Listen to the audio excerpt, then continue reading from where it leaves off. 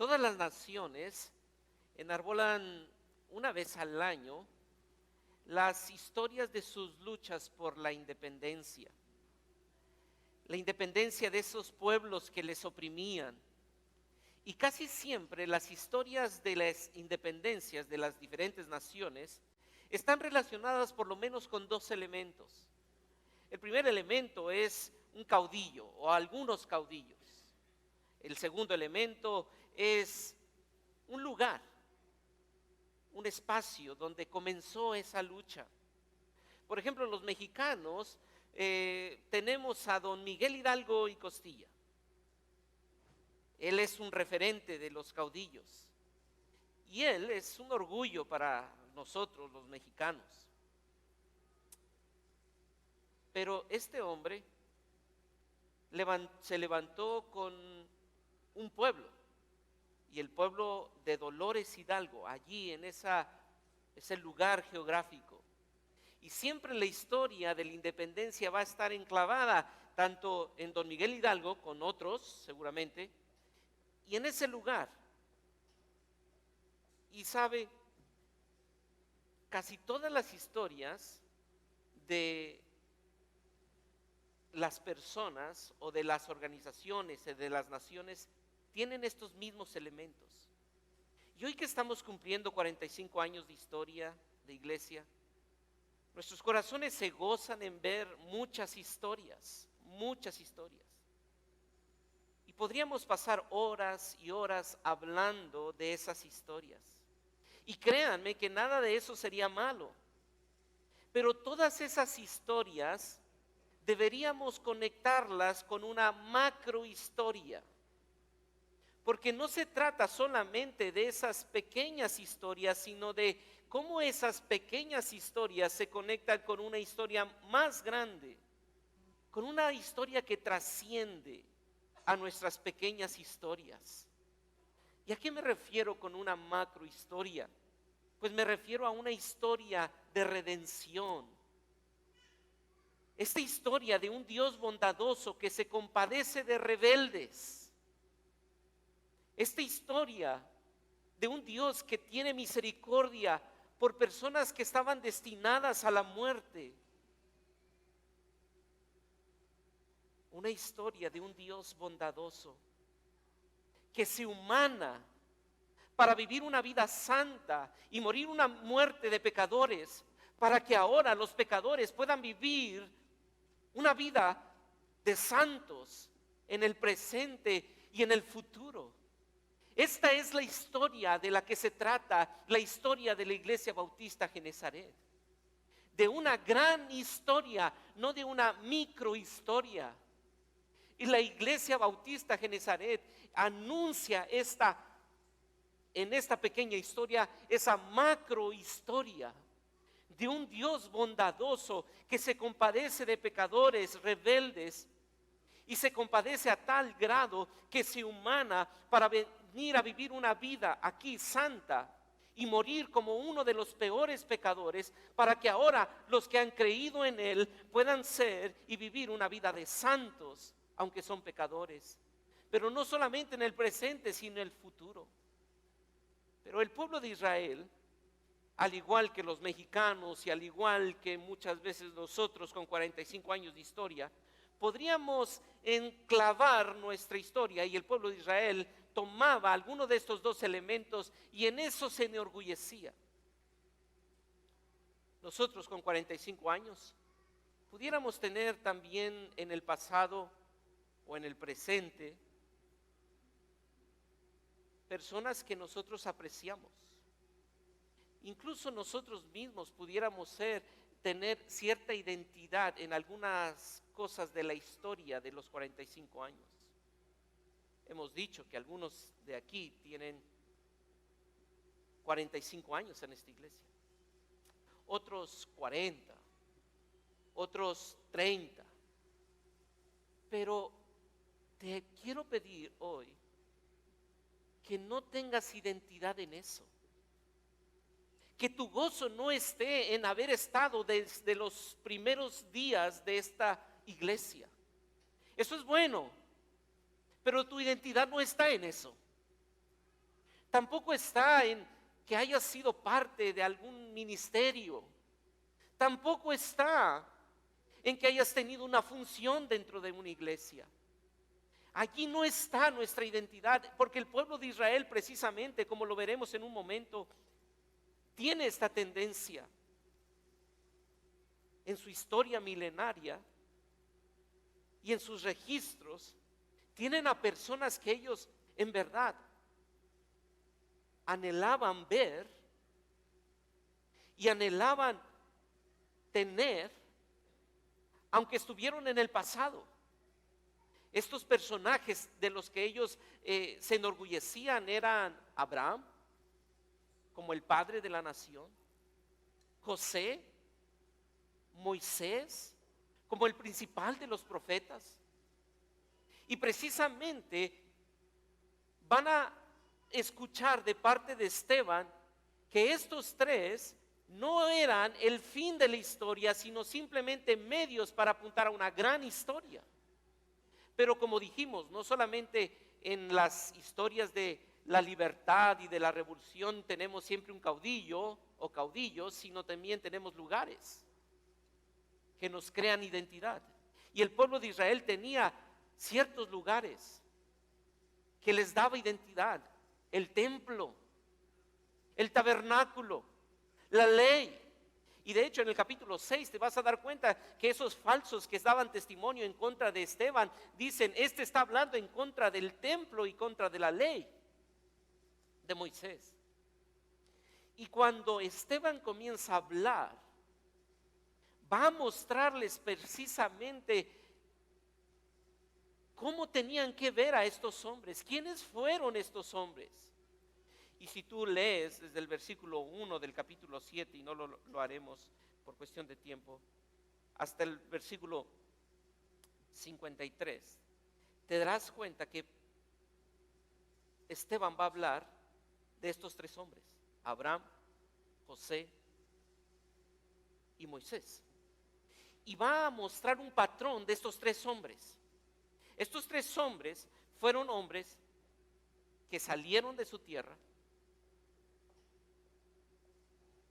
fueron llamados por Dios, fueron escogidos por Dios para anunciar algo superior a ellos mismos, fueron maltratados cuando escucharon su mensaje, pero también fueron reivindicados.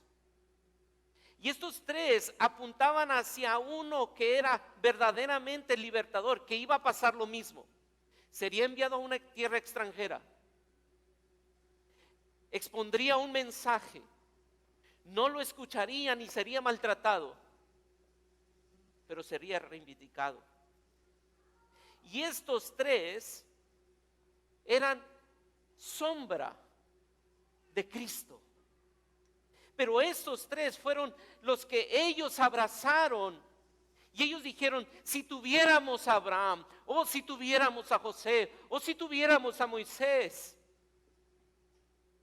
Y Esteban les va a decir: pero ellos no eran lo más importante, era Jesús. Ellos apuntaban hacia Jesús. De hecho, Moisés dijo: vendrá uno que será verdadero libertador, en Éxodo. Pero el pueblo no quiso ver lo que estos hombres representaban en la macrohistoria. Y lamentablemente amaron más los pequeños elementos que eran solo sombras de lo que vendría. Y cuando llegó el cumplimiento de todas las profecías que fueron anunciadas por Moisés, cuando llegó el tiempo de ver al verdadero Cordero Pascual que fue anunciado desde todo el tiempo de los sacrificios en el tabernáculo, cuando llegó el tiempo de creer en la sangre preciosa del Dios encarnado, cuando llegó el Verbo encarnado, se negaron a oír y ver y creer, porque habían elementos que les cegaban. Y mi querido hermano, hoy nosotros tenemos la misma tendencia. Nuestros corazones ven la historia de 45 años de 20 años, de 5 años, o el tiempo que tengas, ya sea en esta iglesia o en el cristianismo. Y tu mente puede recordar muchos momentos bellos en ese periodo de tiempo. Pero hoy te quiero rogar y suplicar que no te concentres en eso. Que tu identidad no esté en los años que has pertenecido a esta iglesia. Que tu identidad no esté en servir a alguno de los ministerios. No. Que tu identidad no se base en la función que tuviste. Que tu identidad esté arraigada exclusivamente en conocer al Dios encarnado, en la manifestación de la gloria de Dios.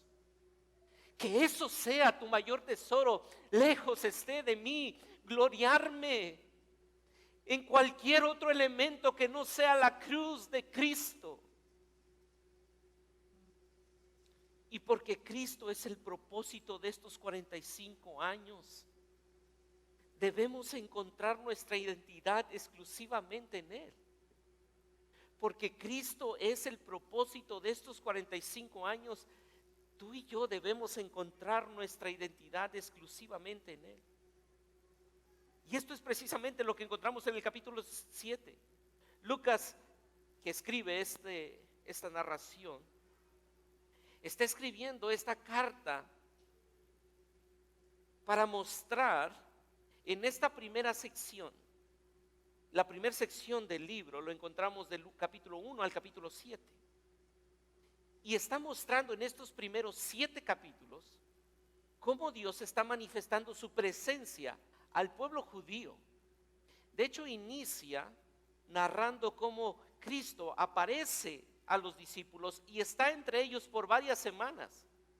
Y Él les dice que van a salir a predicar el evangelio y les dice: espérense hasta que venga la manifestación del poder del Espíritu y venga sobre ustedes ese poder.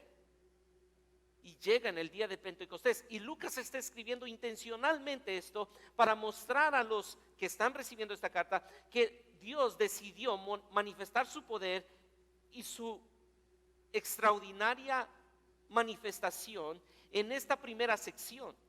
¿Y a quién les dio ese privilegio de ver eso? Les dio el privilegio de ver eso, ¿sabe a quién? A los judíos, a los que tenían esa oportunidad de ser descendientes de Abraham, que tenían como sus caudillos a José, a Moisés, a estos que se enorgullecían de tener un templo hermoso, a estos que se enorgullecían de tener la ley de Jehová y el tabernáculo, la presencia de Dios. Así que Lucas escribe y les muestra cómo Dios decidió manifestar su poder primeramente a los judíos en estos primeros 7 capítulos. Pero lo lamentable de esto es que Dios, siendo bueno, les muestra su gracia, les muestra su poder y hace cosas extraordinarias entre ellos. Tanto así que en el día del Pentecostés desciende el Espíritu Santo y comienzan a hablar en lenguas para que el evangelio comience a correr. Hay una unidad extraordinaria como nunca antes había habido. Y eso son manifestaciones del poder de Dios. Y el pueblo judío, los líderes judíos, al ver eso, ¿qué hacen? Se resisten. Y en el capítulo 6 al final te das cuenta que toman a Esteban, quien era parte de esa comunidad creciente,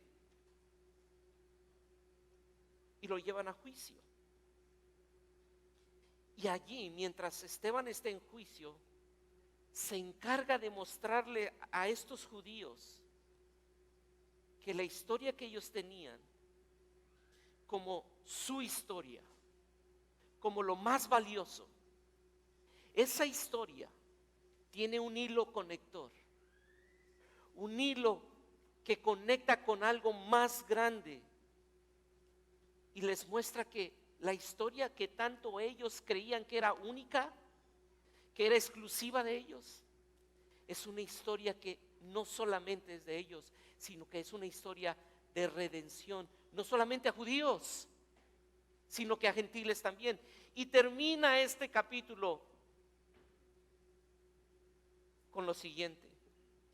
¿Recuerdas qué hicieron ellos cuando escucharon ese mensaje de Esteban donde les estaba diciendo, no es que Abraham, ni José, ni Moisés, no es el tabernáculo, no es el templo, es Cristo a quien ustedes crucificaron? ¿Qué hicieron ellos? Versículo 54. Oyendo estas cosas, ¿qué? Se enfurecían en sus corazones y crujían los dientes. No es posible que tú ahora, jovencito, ignorante, que no conoces nuestras tradiciones, que no valoras a nuestros líderes, que no consideras el templo, no es posible que ahora tú digas que todos ellos apuntaban hacia tu Mesías, ese que murió en una cruz. No puede ser. Y Esteban, mire cómo lo dice el versículo 55, pero Esteban, lleno del Espíritu Santo, puesto los ojos en el cielo, ¿qué? Vio la gloria de Dios. Estos estaban viendo la gloria del hombre en un templo, y en Abraham, en José y en Moisés, pero Esteban estaba viendo la gloria de Dios. Mientras estos estaban obsesionados en las cosas temporales, que había entendido por qué habían existido, que Abraham fue necesario, José fue necesario, Moisés fue necesario, eran buenos hombres, pero no era para centrarse en ellos, sino que apuntaban hacia Cristo. Y es allí cuando vemos que Esteban ve la gloria de Dios. E inmediatamente les dice, y sabe, la presencia de Dios que ustedes tanto añoran y cuidan en el templo, de eso que tanto ustedes celan, la manifestación de la presencia de Dios no está en el templo, es Cristo. Y es Cristo, y no solamente es Cristo, sino a todos los que crean en Cristo tienen la presencia de Dios. E inmediatamente lo podemos conectar con lo que el Señor Jesucristo le dijo a la mujer samaritana en Juan 4. ¿En dónde te debemos de adorar? ¿En este templo o en este monte? No solamente en este monte y no solamente en este templo, porque vendrá el tiempo donde los verdaderos adoradores me adorarán en espíritu y en verdad donde estén. Y el pueblo judío no podía entender eso. ¿Cómo? Si nosotros tenemos la exclusividad de la presencia de Dios. Y Esteban le dice, no, aquí, frente a la propia muerte, yo estoy viendo la presencia de Dios. No hay nada, absolutamente nada, que obstaculice ver la gloria de Dios en Cristo. Y porque Cristo es el propósito de estos 45 años, tú debes encontrar tu identidad exclusivamente en Él. Y la pregunta es, ¿cómo sé que yo estoy encontrando identidad exclusivamente en Él? Y quisiera mencionar 3 puntos que son bien breves, porque sé que esta introducción fue muy larga. Son meras aplicaciones que salen del pasaje. Y la primera forma en que tú puedes identificar si estás encontrando identidad exclusivamente en Cristo es, número 1, reconociendo que nuestro corazón necesita ser transformado. Mira cómo Esteban le dice a estos hombres en el versículo 51: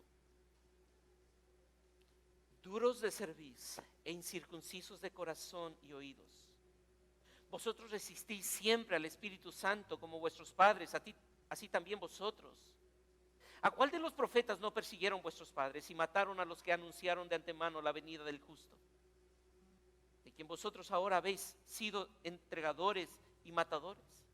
Vosotros que recibiste la ley por disposición de ángeles y no las guardasteis. ¿Por qué mataron a los profetas? ¿Y por qué, habiendo recibido la ley, no lo obedecieron? Por lo que dice el versículo 51. ¿Qué dice el versículo 51? Por tu corazón. Tenías todos los medios de gracia para ver y creer, porque te anunciaban que venía el justo, el verdadero justo. Tenías la ley que apuntaba hacia el justo. Pero ¿por qué no lo viste? No porque faltó revelación. Hermano, por favor, escucha esto. No porque faltó revelación. ¿Por qué fue? Porque hay un corazón duro. Puedes tener circuncisión, pero tu corazón aún es incircunciso. Y no hay mayor expresión degradante para un judío que llamarle incircunciso cuando está circuncidado. Y decirle, tú tienes un corazón incircunciso.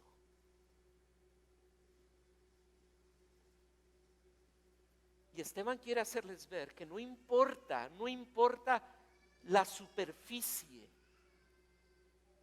no importa la religiosidad. Si en verdad te has de identificar con Cristo, necesitas tener un corazón circuncidado, transformado por el Evangelio de Cristo. Ellos tenían toda la apariencia de piedad, pero no habían sido transformados por el poder del Evangelio que nace de creer en Cristo como mi única identidad. Ellos disfrutaban el prestigio de ser receptores de la ley. Ellos enarbolaban esa identidad diciendo, nosotros somos descendientes de Abraham. Tenemos a José y a Moisés. Moisés, el profeta que recibió de mano de Jehová la ley. Nadie más tiene esa historia. Nadie más. ¿Cómo no seremos nosotros el pueblo escogido por Dios? Y se levanta un joven como Esteban y le dice, no, ustedes son incircuncisos y duros de cerviz. Porque no importa la apariencia, sino el corazón.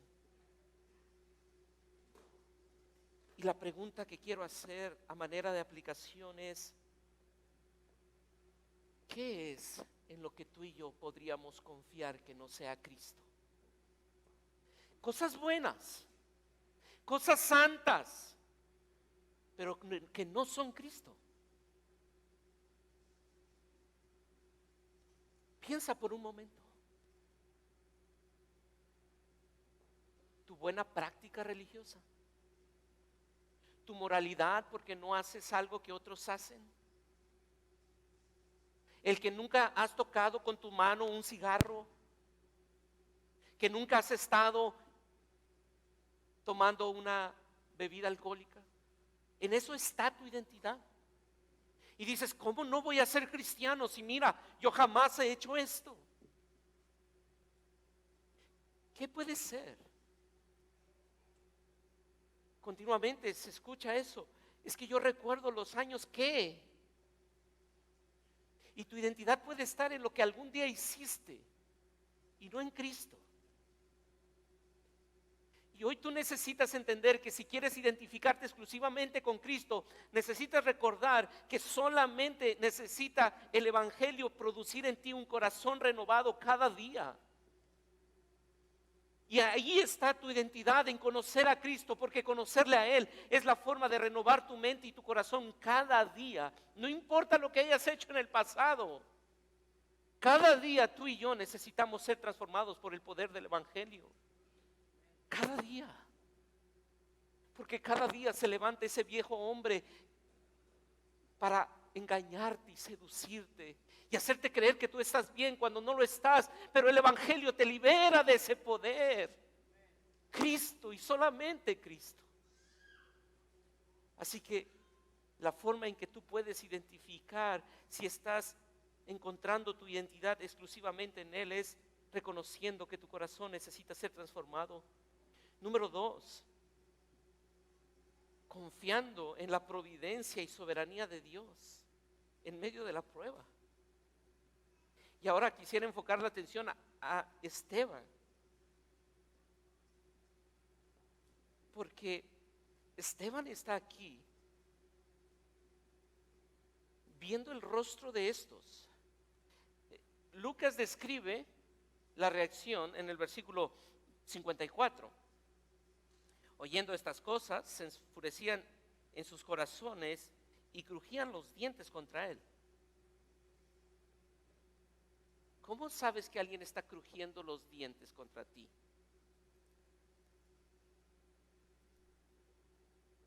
Se escucha, ¿no? Uno sabe cuando una persona me está crujiendo los dientes, que yo lo tengo muy cercano. Pero estos no solamente hay uno que me está crujiendo los dientes. Todos los que están aquí están crujiendo sus dientes. Y Esteban, en medio de esto, sabe que este sufrimiento no está distante de ¿qué es lo que dijimos? Los 45 años están conectados con una macrohistoria. Que este sufrimiento no está desconectado ¿de qué? De la macrohistoria. Que Dios providencialmente me trajo aquí para hablar de esta forma, y estos están reaccionando contra mí de esa forma, pero eso no está fuera del control soberano y providente de mi Señor. Y descanso en que Él es bueno aún en la muerte. ¿Y por qué digo esto? Porque recuerdas que esta es la primera sección del libro. Lucas nos está describiendo que Dios está mostrando su gracia al pueblo de Israel principalmente, primariamente, porque termina esta historia con lo siguiente, versículo 58.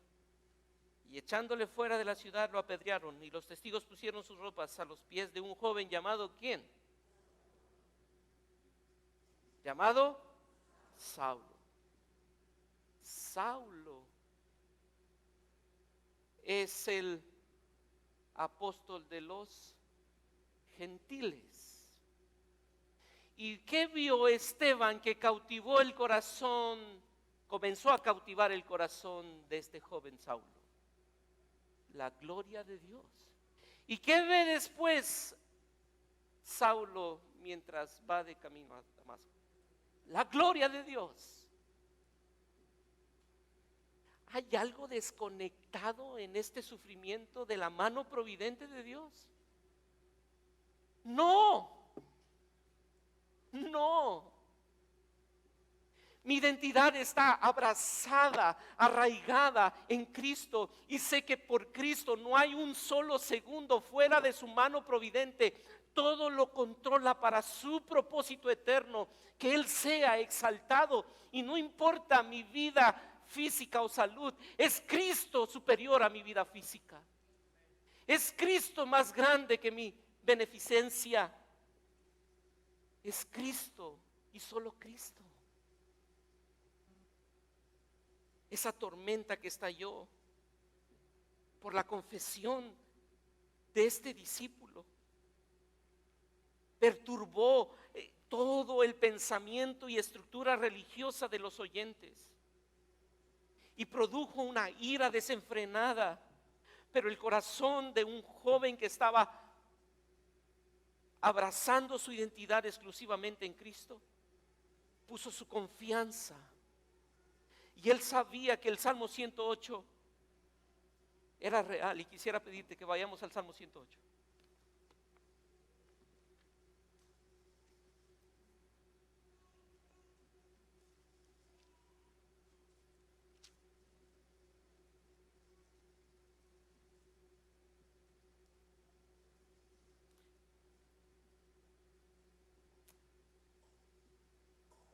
mi corazón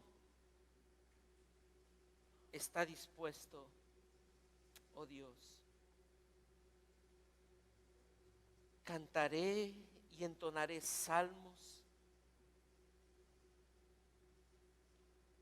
¿Cómo termina? Esta es mi gloria. Mi corazón está dispuesto a inquirirte, a verte, a disfrutarte.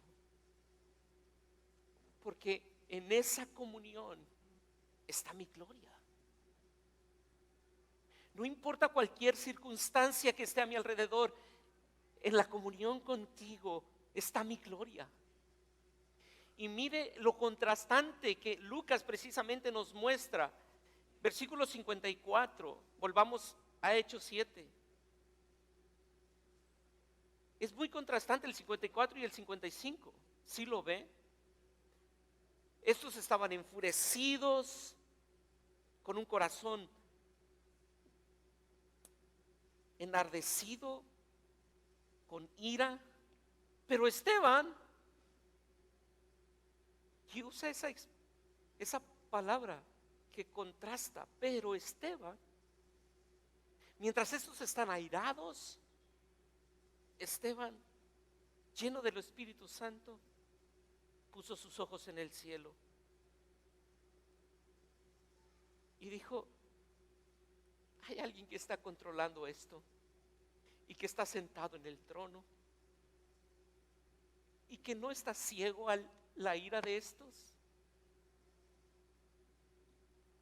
Yo me gozo en ver a mi Dios sentado en el trono. Pero Esteban, mira, están corriendo por piedras, pero hay alguien que está sentado en el trono. Y Lucas dice, y Jesús estaba a la diestra de Dios. Y cada vez que nosotros encontramos la expresión de que Jesús está a la diestra de Dios, es una expresión donde tiene la connotación de que está intercediendo por nosotros.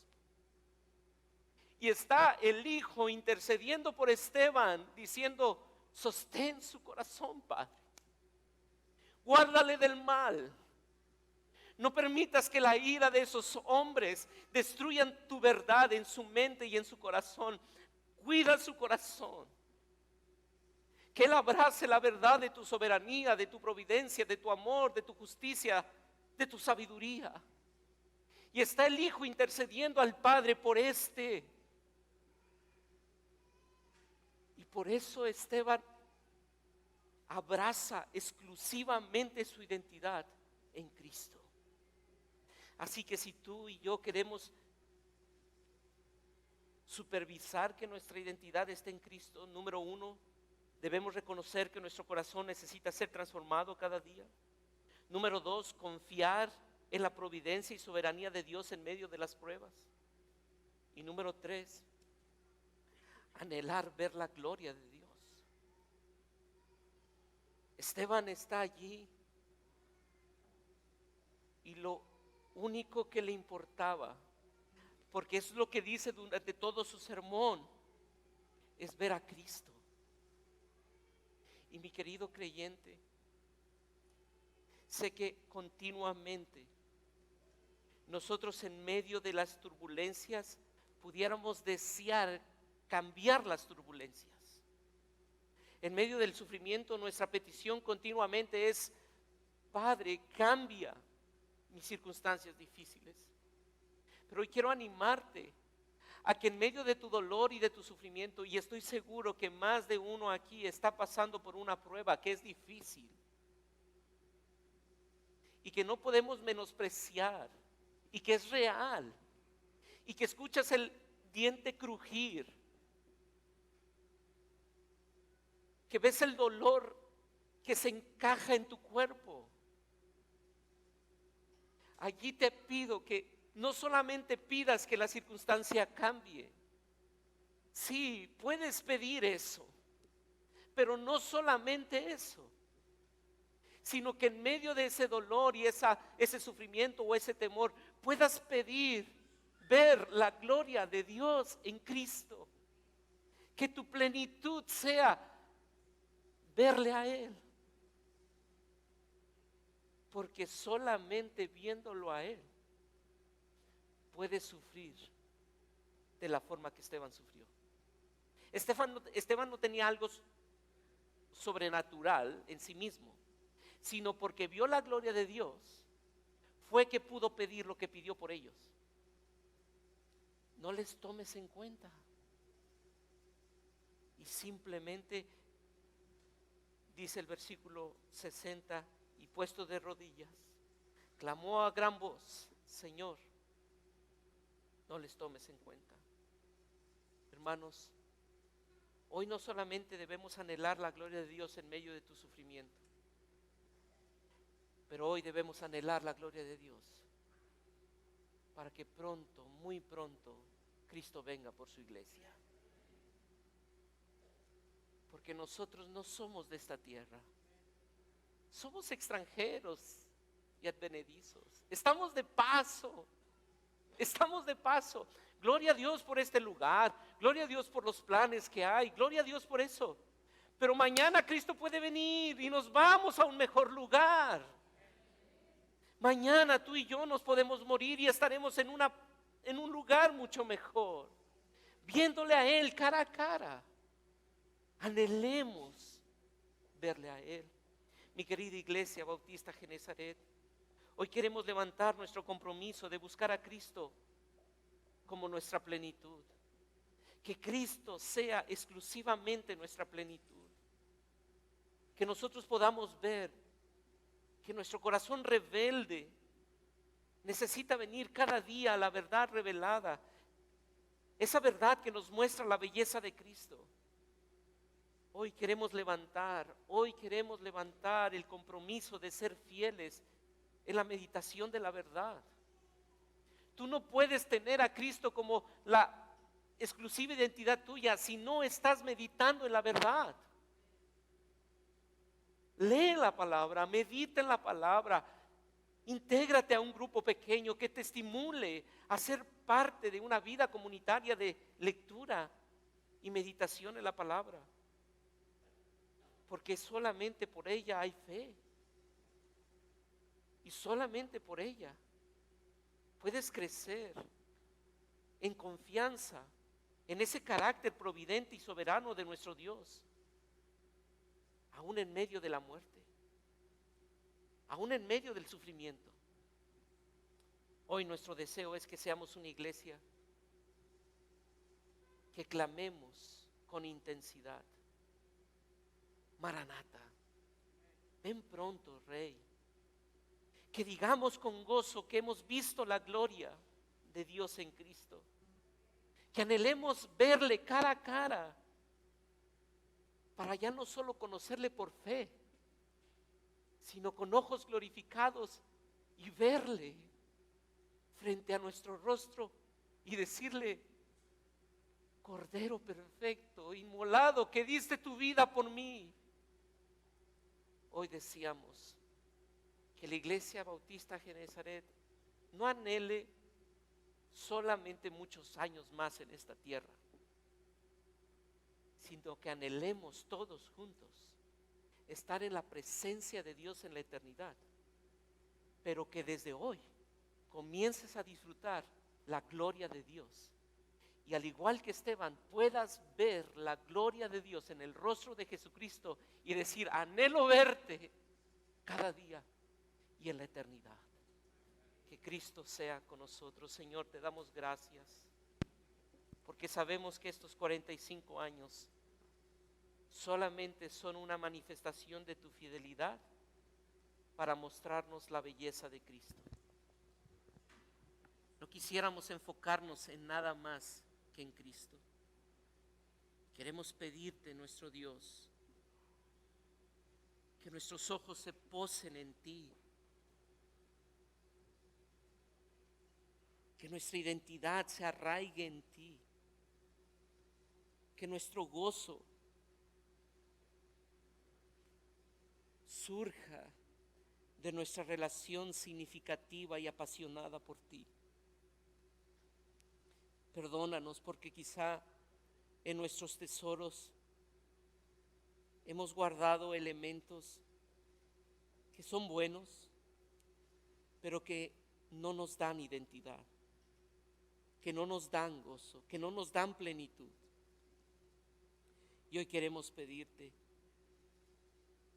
que esos tesoros puedan estar en el lugar que les corresponde, pero que el único y verdadero tesoro en el que encontremos identidad seas tú, que nuestra plenitud seas tú, que nuestro día a día nosotros te busquemos, te anhelemos, que vayamos continuamente a la Escritura y descubramos más de tu carácter y te anhelemos más, que al venir y cantar las verdades que hoy cantamos, nuestro corazón se hinche de agradecimiento y de gratitud al verdadero Dios.